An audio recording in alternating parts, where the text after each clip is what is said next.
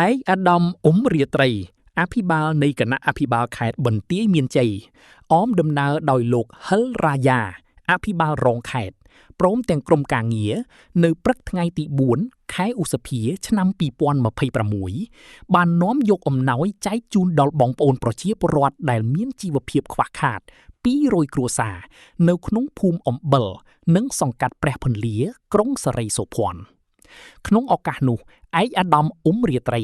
បានពំនាំប្រសាសន៍ផ្ដាំផ្ញើរស់សុខទុក្ខពីសំណាក់សម្ដេចអគ្គមហាសេនាបតីតេជោហ៊ុនសែនប្រធានព្រឹទ្ធសភានៃព្រះរាជាណាចក្រកម្ពុជានិងសម្ដេចគតិព្រឹទ្ធបណ្ឌិតប៊ុនរ៉ានីហ៊ុនសែនពិសេសសម្ដេចមហាបាវរធិបតីហ៊ុនម៉ាណែតនាយករដ្ឋមន្ត្រីនៃព្រះរាជាណាចក្រកម្ពុជានិងលោកចំទាវជូនចំពោះបងប្អូនប្រជាពលរដ្ឋដោយក្តីនឹករលឹកឯកអាដាមបន្តថាដោយមើលឃើញអំពីភាពខ្វះខាតរបស់បងប្អូនប្រជាពលរដ្ឋ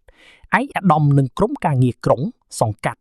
បានធ្វើការរៀបចំនៅអំណោយមានអង្ករគ្រឿងឧបភោគបរិភោគជូនបងប្អូនពលរដ្ឋសម្រាប់ដោះស្រាយជីវភាពប្រចាំថ្ងៃដោយមិនទុកឲ្យបងប្អូនណាម្នាក់រងទុក្ខវេទនាដោយសារអត់អាហារទទួលទានឡើយ